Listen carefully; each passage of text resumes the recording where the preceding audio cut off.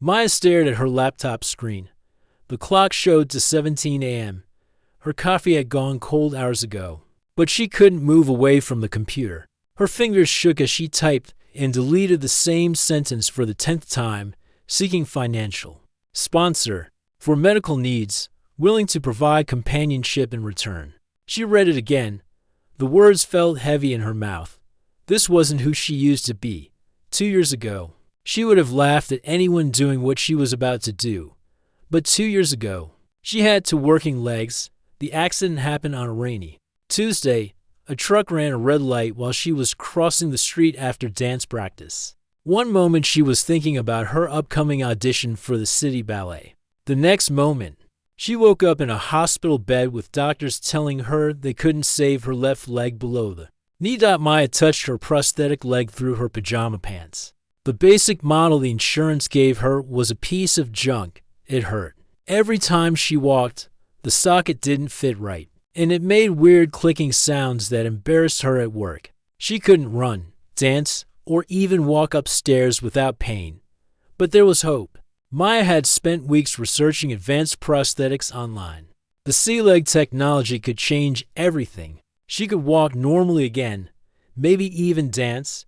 The problem was the price tag, $40,000. Her insurance wouldn't cover it because they said her current prosthetic was adequate for daily activities. Adequate?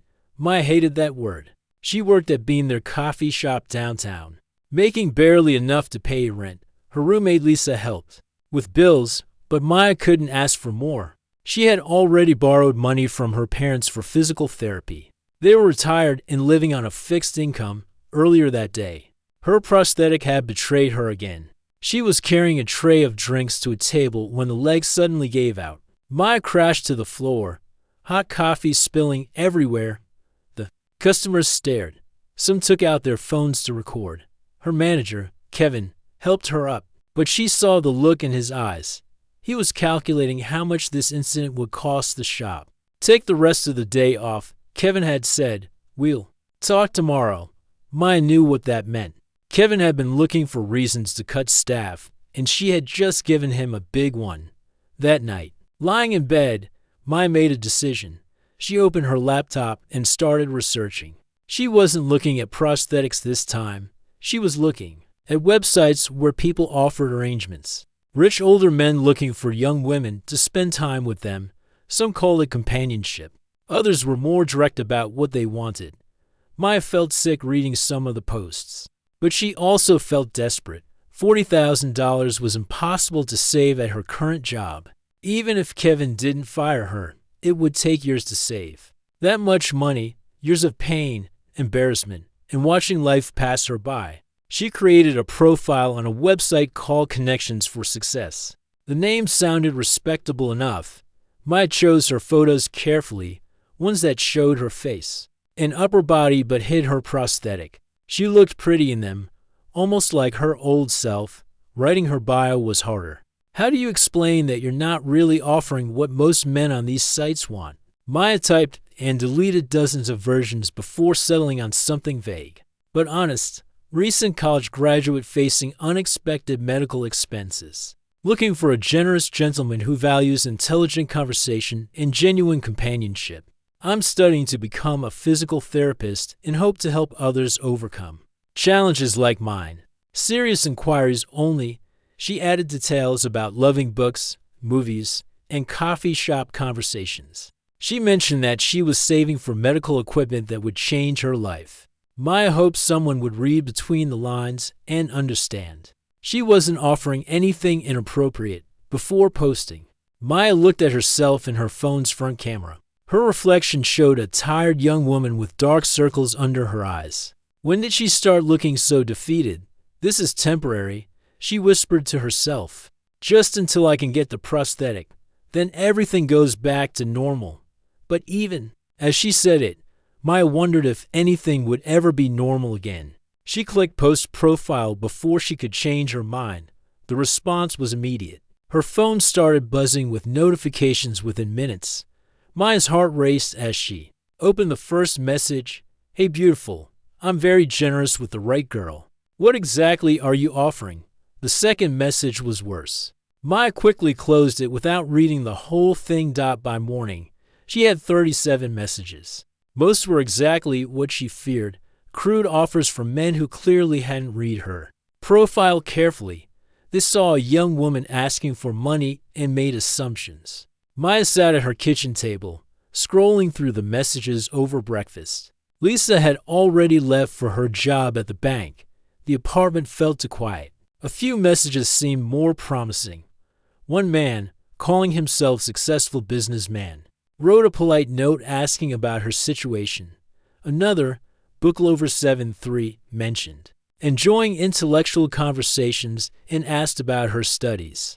Maya responded to 5 men who seemed respectful. She explained her situation more clearly, that she was an amputee, needing help with medical expenses. 3 never wrote back. 1 asked invasive questions about her amputation that made her uncomfortable. The last one, successful businessman, suggested meeting for coffee. They arranged to meet at a cafe across town, somewhere Maya didn't know anyone. She spent an hour getting ready, choosing clothes that made her look professional but attractive. She practiced explaining her situation in the mirror until she could do it without crying. The man who showed up looked nothing like his profile photo.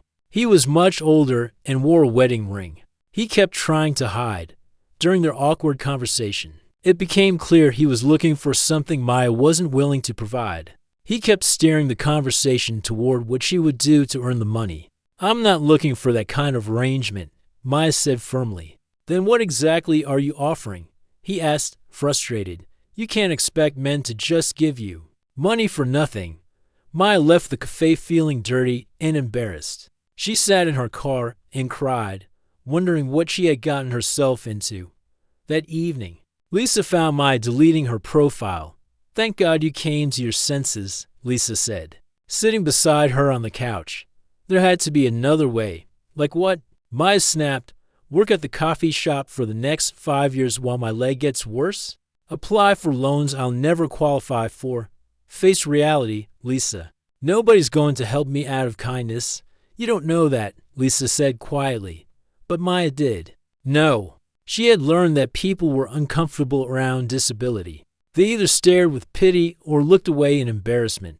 Nobody wanted to deal with someone else's problems, especially expensive ones. As Lisa went to bed, Maya reopened her laptop. Maybe she had approached this wrong. Maybe she needed to be clearer about what she was offering. Genuine companionship, conversation. Someone to attend events with, nothing inappropriate, but something valuable enough that someone might invest in her future. Maya created a new post, this time being more specific about her situation and what she hoped to find. She explained about the accident, her dreams of walking normally again, and her goal of becoming a physical therapist to help others. "I'm not asking for charity," she wrote. "I'm asking for an investment in someone who will pay it forward by helping other people overcome similar challenges." She posted it and closed the laptop. Tomorrow was Thursday. She had to work the morning shift at Being There, assuming Kevin didn't fire her. Maya touched her prosthetic again and wondered if she would still be wearing this painful, inadequate thing a year from now. Outside her window, the city lights twinkled like distant stars. Somewhere out there, maybe someone would read her post and see more than just another young woman asking for money.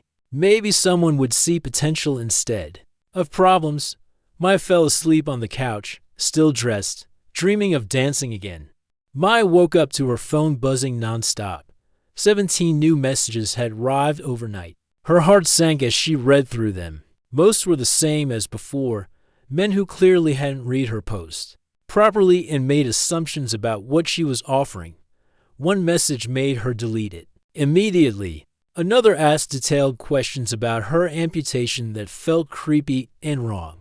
A third man sent photos she definitely didn't ask for. Maya threw her phone across the bed and buried her face in her pillow. What had she expected?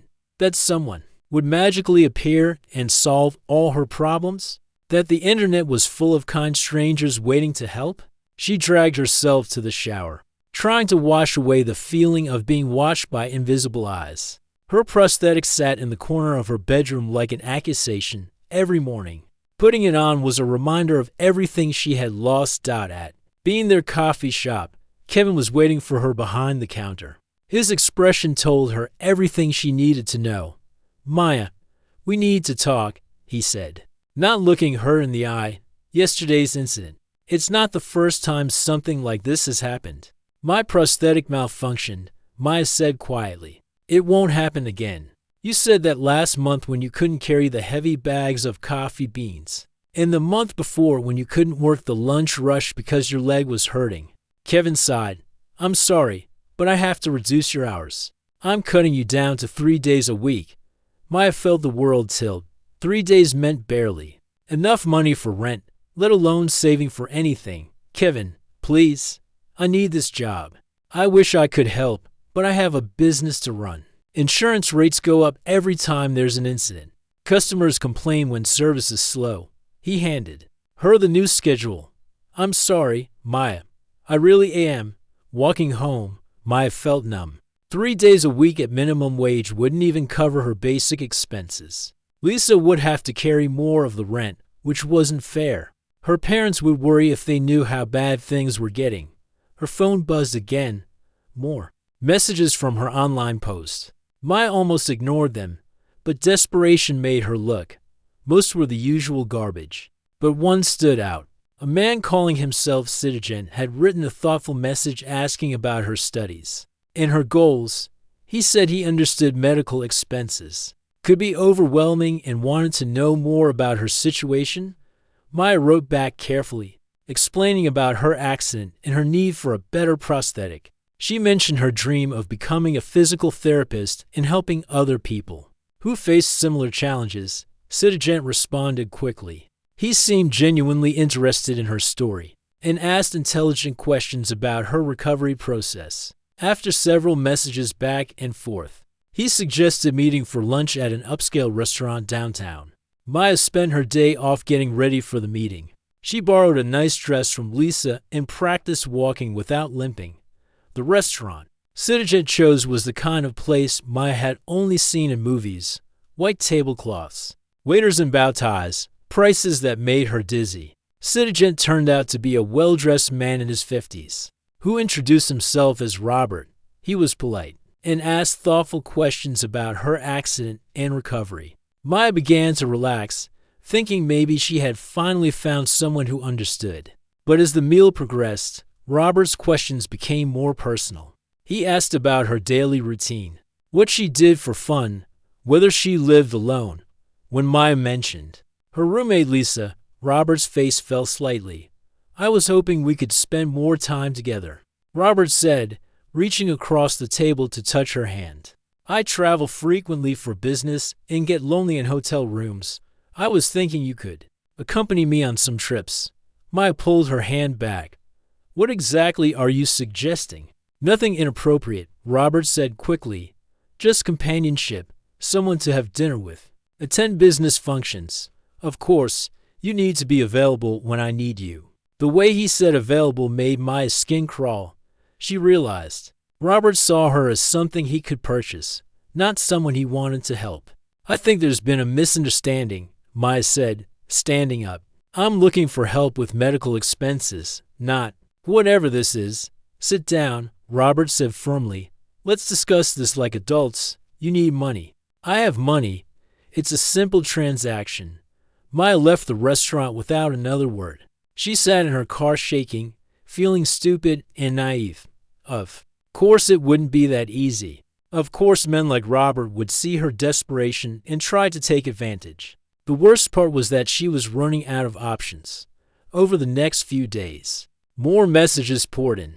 Maya tried to screen them carefully, but every meeting ended the same way. Men who claimed to want companionship but really wanted something else. Men who saw her disability as a reason she should be grateful for any attention. Men who thought her financial desperation made her easy to manipulate. One man showed up at being there during her shift, somehow having figured out where she worked. He cornered her by the coffee machine and whispered suggestions that made her stomach turn. Maya had to ask Kevin to make him leave. Another man followed her home from a coffee meeting, texting her address to prove he knew where she lived. Maya Spent that night at Lisa's office, too scared to go back to her apartment. This has to stop. Lisa said when Maya finally told her what was happening, "You're going to get hurt, or worse." "What choice do I have?" Maya asked, exhaustion making her voice crack. "My hours got cut at work. I can barely pay rent. The prosthetic I need costs more than I make in 2 years. There has to be another way. What about fundraising, or finding a charity that helps?" With medical equipment, Maya had looked into both options. The waiting lists for charity help were years long. Fundraising required her to tell her story publicly, to become a poster child for disability. The thought of strangers pitying her made Maya feel sick. "I'm not a charity case," Maya said. "I just want to walk normally again. I want to dance. I want to feel like a whole person instead of someone who needs to be fixed." Lisa sat beside her on the couch. "You are a whole person. You always have been." But Maya didn't feel whole. She felt broken, desperate, and increasingly hopeless. Every day with the inadequate prosthetic was a reminder of what she had lost. Every failed meeting with a potential sponsor made her feel smaller and more worthless.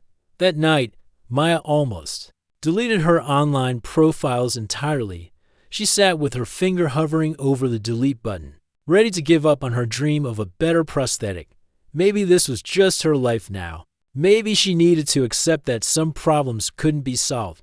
But then she thought about dancing, about the feeling of moving across a floor without pain, without the constant awareness of her artificial leg, about helping other people who face similar challenges. Maya couldn't give up. Not yet. She revised her profile one more time, trying to be even clearer about what she was and wasn't offering.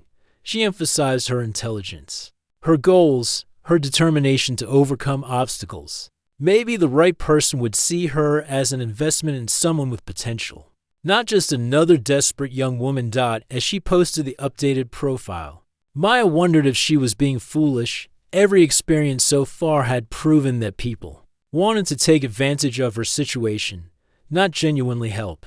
But somewhere in the digital wasteland of inappropriate messages and false promises, maybe there was one person who would see her differently, someone who would understand that helping her wasn't charity, it was believing in someone's ability to rise above their circumstances. Maya fell asleep that night still hoping. Despite everything that had happened, tomorrow would bring more messages, and maybe, finally, one would be different. David Rodriguez finished his late shift at the rehabilitation center and headed home, exhausted. Working with patients all day was rewarding but draining. Tonight had been especially tough. A teenage athlete who lost his leg in a motorcycle accident kept asking when he could play soccer again. David had given him hope while being realistic about the challenges ahead. At home in his small apartment, David made a sandwich and opened his laptop. He usually spent his evenings reading medical journals or researching new prosthetic technologies. But tonight he felt restless. Almost without thinking, he found himself browsing random websites, just looking for something to distract his mind. That's when he stumbled across Maya's post. Something about her writing caught his attention immediately. Unlike other posts on the site that seemed focused on transactions, hers felt genuine. She mentioned studying to become a physical therapist, wanting to help others overcome challenges like hers. The way she described her situation reminded him of his own patients. David looked closer at her photos. In one picture, he could see just the edge of what looked like a prosthetic leg. Most people probably wouldn't notice it, but David had been working with amputees for 5 years. He recognized the signs. This wasn't someone looking for easy money. This was someone genuinely struggling with something David understood professionally. He read her post 3 more times before deciding to write a response. David had never contacted anyone through a site like this before, and he wasn't sure how to approach it. He didn't want to sound like the other men who had probably messaged her with wrong intentions. After several drafts, David wrote a simple message. He introduced himself as a physical therapist who worked with amputee patients. He said he had noticed her mention of medical equipment needs and wondered if she might be interested in discussing a different kind of arrangement, one that could help both of them. David explained that he was working on a research project about prosthetic adaptation and patient outcomes. He needed someone to document their journey with new prosthetic technology in exchange. He could help cover the cost of advanced equipment through research funding. It wasn't entirely true. David didn't have official research funding, but he had been saving money to help his sister Elena with adaptive equipment for her wheelchair. He had been looking for the right opportunity to use those savings to help someone. And Maya's situation seemed perfect. David sent the message before he could change his mind, then immediately worried he had made a mistake. What if Maya thought he was just another person trying to take advantage of her situation? Maya saw David's message the next morning while getting ready for work. Her first instinct was to delete it without reading the whole thing. After 2 weeks of inappropriate messages and failed meetings, she had almost given up hope of finding genuine help. But something about David's message was different. He used proper grammar and complete sentences. He mentioned specific details about prosthetic technology that showed he actually knew what he was talking about. Most importantly, he wasn't asking her for anything inappropriate. Maya researched David online before responding. She found his professional license, his work at the rehabilitation center, and social media photos showing him with patients who had overcome various physical challenges. Everything checked out. Still, Maya was suspicious. Her recent experiences had taught her that people often weren't what they seemed online. She wrote back cautiously, asking for more details about his research project and what exactly he would expect from her. David's response came within hours. He explained that he wanted to document someone's complete journey with advanced prosthetic technology from the initial fitting through months of adaptation and training. The documentation would include video interviews, progress reports, and detailed accounts of challenges and breakthroughs. The goal is to create a comprehensive resource for other amputees and their families, David wrote, to show them what's really possible with the right equipment and support. Maya read the message several times, looking for hidden meanings or red flags, but David's proposal seemed straightforward and professional. He even suggested they meet at the rehabilitation center where he worked, so she could see his credentials and ask any questions. The meeting was scheduled for Thursday afternoon. Maya took the bus across town to the rehabilitation center, a modern building filled with exercise equipment and therapy rooms. David met her in the lobby, and Maya was surprised by how normal he seemed. He was younger than she expected, probably in his late 20s, with kind eyes and a genuine smile. He wore scrubs and a staff badge that confirmed his identity. Everything about him seemed professional and trustworthy. David gave Maya a tour of the facility, showing her the prosthetic training area and introducing her to other staff members. Several patients were working with various types of artificial limbs, and Maya watched them with fascination. Some moved so naturally she could barely tell they had prosthetics. This is what's possible with the right equipment and training, David said, noticing her interest. The difference between basic and advanced prosthetics is incredible. They sat in David's small office to discuss the details. Maya expected him to ask personal questions or make demands about her time, but instead he focused on practical matters. What type of prosthetic would work best for her activity level? What were her goals for mobility? How comfortable would she be with documenting her progress? I have to ask, Maya said finally. Why are you doing this? What do you get out of helping me? David was quiet for a moment. My sister Elena has cerebral palsy. She uses a wheelchair and has faced a lot of challenges getting the equipment she needs. I've seen how much the right technology can change someone's life, and how hard it is to get that technology without good insurance or lots of money. He showed Maya a photo on his phone of a young woman with a bright smile, sitting in a custom wheelchair. Elena always says that people focus too much on what disabled people can't do, instead of investing in what they could do with the right support. Maya felt something shift inside her chest for the first time in months. Someone was talking about investment instead of charity, about potential instead of problems. The research documentation is real, David continued. But honestly, I've been looking for the right person to help with this project. Someone who has clear goals and the determination to achieve them. Your post showed me you're not looking for a handout. You're looking for an opportunity. Maya studied David's face, looking for signs of deception or hidden motives. But he seemed genuinely interested in helping her succeed, not in getting something from her. What happens if the research project ends and you decide you don't want to help anymore? Maya asked. The equipment would be yours regardless, David said. This isn't a loan or a lease. If we do this, you're getting a prosthetic that will change your life permanently. Maya felt tears threatening to spill over. After weeks of meetings with men who saw her as damaged goods or easy prey, here was someone who talked about changing her life in a positive way. I need to think about it, Maya said, though part of her wanted to say yes immediately. Of course. This is a big decision. David handed her his business card. Take your time. If you decide you're interested, we can start by getting you evaluated for the right prosthetic type. On the bus ride home, Maya stared out the window and tried to process what had just happened. David seemed too good to be true, but everything about him checked out. His offer was professional, legitimate, and exactly what she needed.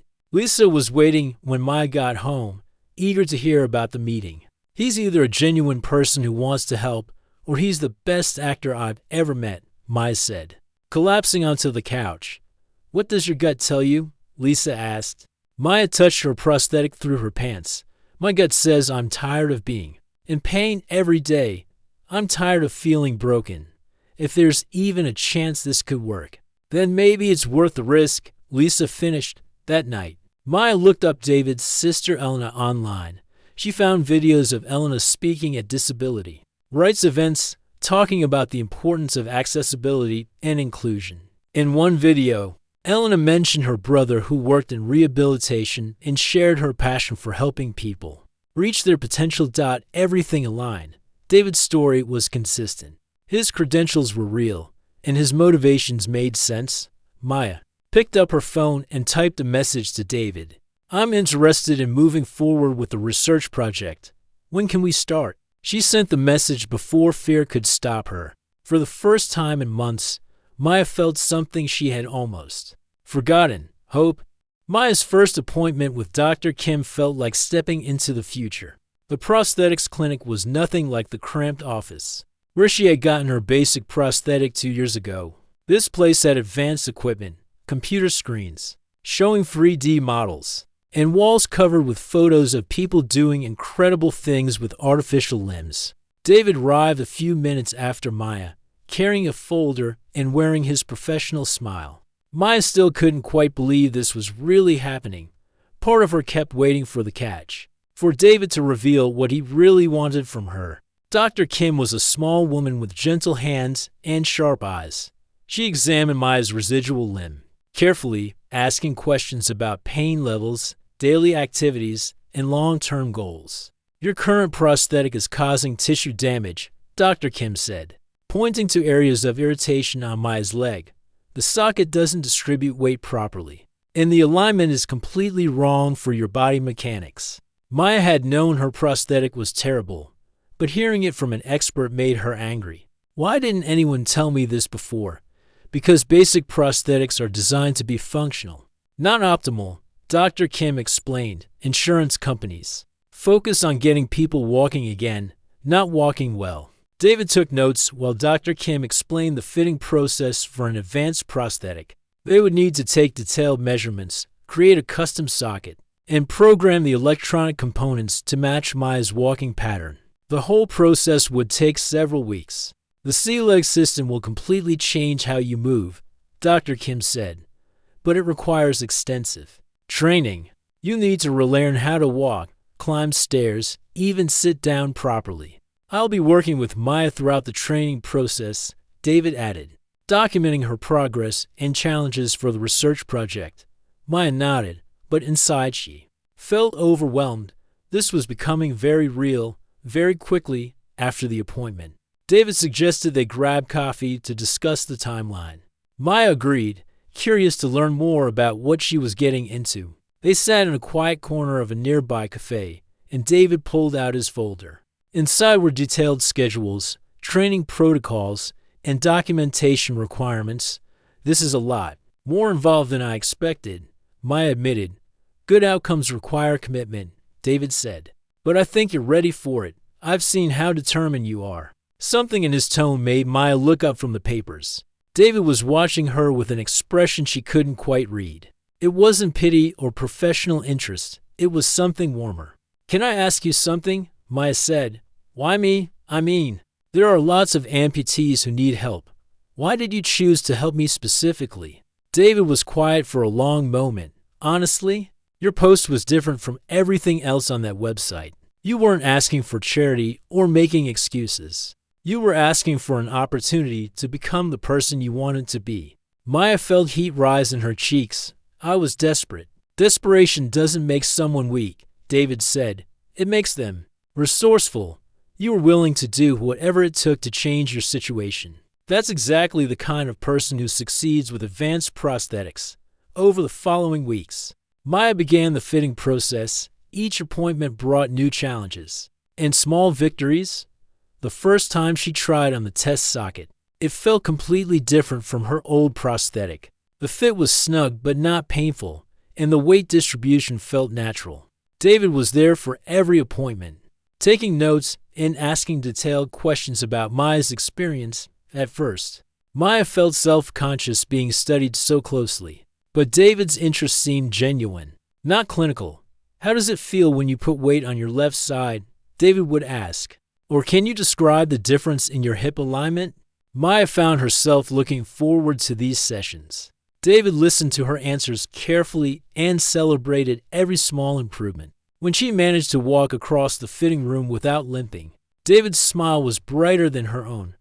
One afternoon, David brought his sister Elena to meet Maya. Elena arrived in a sleek racing wheelchair, wearing workout clothes and a huge grin. So you're the famous Maya, Elena said, extending her hand. David talks about you constantly. Maya glanced at David, who looked embarrassed. Just discussing the research project. He said quickly. Elena laughed. Right? The research project. She winked at Maya. Can I see your new leg? Maya was surprised by Elena's directness. Most people avoided mentioning her prosthetic directly. But Elena's casual attitude made it easy to show off the new technology. That's incredible. Elena said, examining the electronic components. I remember when David first started working with amputees. He would come home so frustrated because the basic prosthetics were so limiting. Elena. David warned. What? It's true.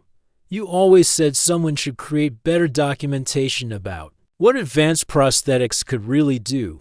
Elena turned back to Maya. This research project has been David's dream for years. Maya felt something click into place. David hadn't chosen her randomly. He had been looking for the right person to help with something he truly cared about. As the weeks passed, Maya and David spent more time together. The research documentation required regular check-ins, progress videos, and detailed interviews about Maya's adaptation process.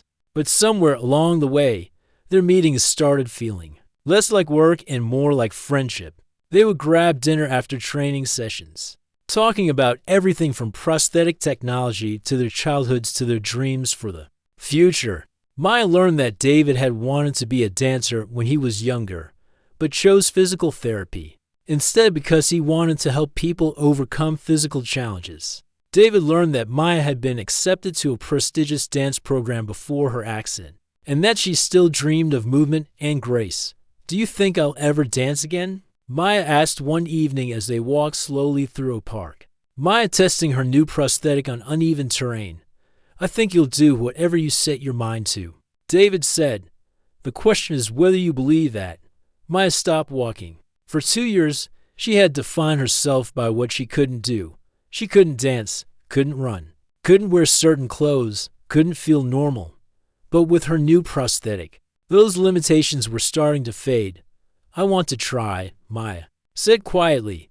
Then we'll figure out how to make it happen, David replied. Something in his voice made Maya look at him more closely. The way he said we sounded personal, not professional. The way he looked at her felt different from how a researcher looked at a subject. Maya felt her heart speed up. She had been so focused on getting her prosthetic that she hadn't noticed David becoming important to her in other ways.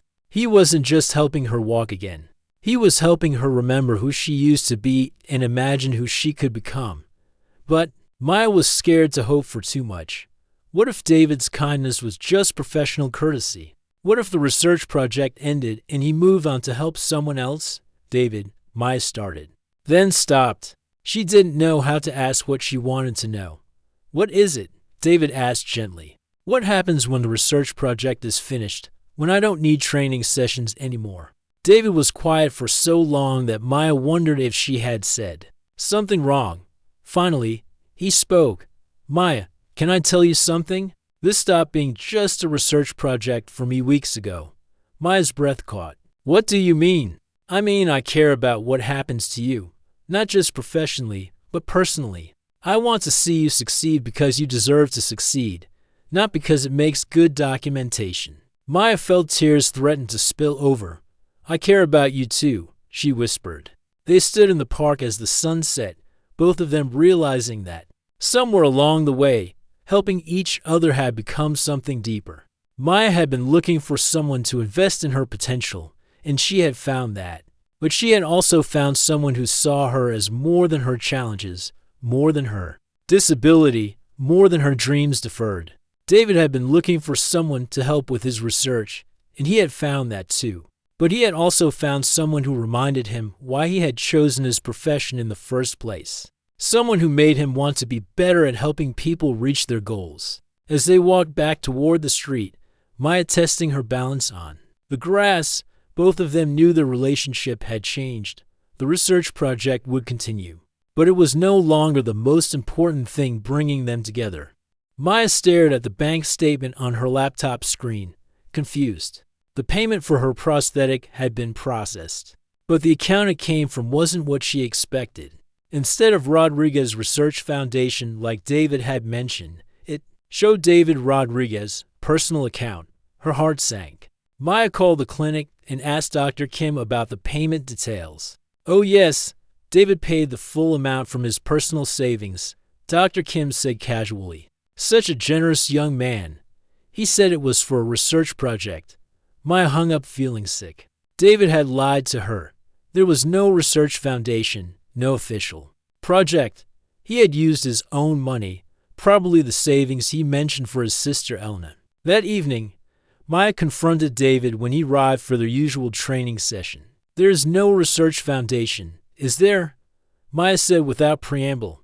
David's face went pale. Maya, I can explain. You used your own money, the money you were saving for Elena. Maya felt tears of shame and anger burning her eyes. You lied. To me, I didn't lie about wanting to help you, David said quietly. Everything else is real. The documentation, the progress tracking, wanting to create resources for other amputees. But you made me think this was professional, that I was earning this somehow. Maya's voice cracked. I'm just another charity case to you. That's not true, David said firmly. You were never charity to me. Then what was I? Your good deed for the year, your way of feeling better about yourself. David ran his hands through his hair, looking frustrated. You were someone who deserved a chance. Someone who had been knocked down, but refused to stay down. I saw your potential when you couldn't see it yourself. Maya wanted to be angry, but David's words hit too close to home. Why didn't you just tell me the truth? Because you never would have accepted help if you knew it was coming from my personal savings. You needed to feel like you were earning it, like you deserved it. David stepped closer. And you did deserve it, Maya. Not because you're disabled, or because I felt sorry for you, but because you're incredible. Maya wiped her eyes, feeling confused. I don't understand. I fell in love with your determination before I ever met you. Then I fell in love with your strength, your intelligence, your dreams. David's voice was soft. And somewhere along the way, I fell in love with you. Maya's breath caught. David, I know the timing is terrible.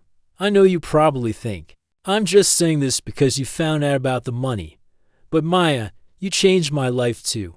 Watching you fight for what you wanted reminded me why I became a physical therapist in the first place. Maya didn't know what to say. Part of her wanted to be angry about the deception. But a bigger part of her was overwhelmed by David's confession. I need some time to think, Maya said finally. David nodded. I understand. Take all the time you need. Maya spent the next few days avoiding David's calls and texts. She threw herself into physical therapy with her new prosthetic, pushing herself harder than ever. The advanced technology was everything Dr. Kim had promised. Maya could walk naturally, climb stairs without pain, and even jog short distances. But the physical progress felt hollow without someone to share it with, Lisa found. Maya sitting in their apartment, staring at her prosthetic leg. You're being ridiculous, Lisa said bluntly. The man spent his life savings to help you achieve your dreams. And you're mad because he didn't ask for anything in return? He lied to me about the research project. He created a way for you to accept help without feeling like charity. That sounds pretty thoughtful to me. Maya knew Lisa was right, but she was scared. What if he gets tired of dealing with my issues? What if he realizes I'm not worth the investment? Maya, honey, you're not a stock portfolio. You're a person he cares about. Lisa sat beside her. The question is, do you care about him? Maya thought about David's patient encouragement during her worst training days. The way he celebrated every small victory like it was his own achievement. How he made her feel capable and strong instead of broken and limited. I do care about him. Maya admitted, I think I love him. Then stop punishing both of you for his kindness. That night, Maya made a decision. She took a bus across town to the dance studio where she used to train before her accident. The building looked exactly the same, but Maya felt like a completely different person walking in. The evening classes had ended, but Maya had kept her key. She unlocked the main studio and turned on the lights, looking at herself in the wall of mirrors. For the first time in 2 years, Maya saw her whole reflection. Without flinching, the prosthetic was visible below her workout shorts. But it didn't make her feel incomplete anymore. It was part of her story, part of her strength. Maya started with simple movements, testing her balance and range of motion. The advanced prosthetic responded to her intentions almost like a real leg. She could shift weight smoothly, turn without wobbling, even rise up on the balls of her feet. Slowly, Maya began to dance. It wasn't the same as before her accident. Some movements were impossible. Others required adaptation. But Maya discovered new ways to express herself, new possibilities she had never considered. She was so absorbed in the movement that she didn't notice David standing in the doorway, until she turned and saw him in the mirror. How did you find me? Maya asked, not stopping her gentle swaying. Elena told me you used to dance here. I hoped. David stepped into the studio. Maya, you're beautiful. Maya looked at herself in the mirror, seeing what David saw. Not a broken person trying to be fixed, but a whole person who had adapted and grown stronger. I'm sorry I ran away, Maya said. I was scared. Scared of what? Scared that if I accepted your help, I would lose myself. Scared that I would become dependent on you. Scared that you would realize I wasn't worth helping. David moved closer, his reflection joining hers in the mirror. Can I tell you what I see when I look at you? Maya nodded. I see someone who refused to let circumstances define her limits. Someone who was willing to do whatever it took to reclaim her life. Someone who inspires everyone around her to be better. David's voice was gentle. I see someone I want to build a life with, if she'll have me. Maya turned to face David directly. The research project can be whatever we want it to be. We have months of documentation about your progress. We can turn it into something that helps other people, or we can keep it private. It's your choice. Maya thought about all the people who might benefit from seeing her journey. People who were where she had been 2 years ago, thinking their lives were over because of an accident or illness. I want to share it, Maya said. I want other people to know that this is possible. David smiled. Then we'll share it. Maya took David's hands, feeling the calluses from years of helping people regain their strength. I love you too, she said, not because you helped me, but because of who you are. Because you saw potential where I saw problems. David kissed her softly, and Maya felt something she hadn't experienced in years. Complete acceptance of herself and her circumstances. 6. Months later, Maya stood in front of a room full of new amputees and their families, sharing her story. The research documentation she and David had created had become a comprehensive guide for prosthetic adaptation used by rehabilitation centers across the country. Maya had started teaching adaptive dance classes at the community center, helping other people discover movement and grace in their new bodies. She was also finishing her physical therapy degree, inspired by David's example and her own experience. But the most important change was internal. Maya no longer saw herself as broken or incomplete. She saw herself as someone who had faced enormous challenges and found ways to thrive. After her presentation, a teenage girl approached Maya, walking hesitantly on a basic prosthetic. "Do you really think I could dance someday?" the girl asked. Maya smiled, remembering her own journey from desperation to hope to joy. "I think you can do anything you set your mind to. The question is, do you believe that?" The girl's eyes lit up with possibility, and Maya knew her story was just beginning to make a difference. That evening, Maya and David walked through the same park where they had first acknowledged their feelings for each other. Maya moved confidently on her advanced prosthetic, no longer thinking about each step. "Any regrets?" David asked. Maya considered the question seriously. "About the accident? About the pain? About posting that desperate message online?" She shook her head. "No regrets. Everything led me here, to this life, to you. Even the scary parts. Especially the scary parts. They taught me that I'm stronger than I thought."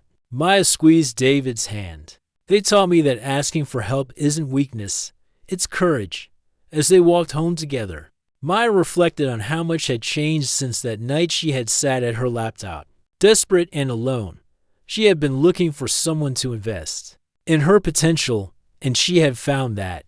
But she had also discovered that her potential was greater than she had ever imagined. Maya had learned to dance again, but more importantly, she had learned to see herself as someone worthy of love, investment, and hope.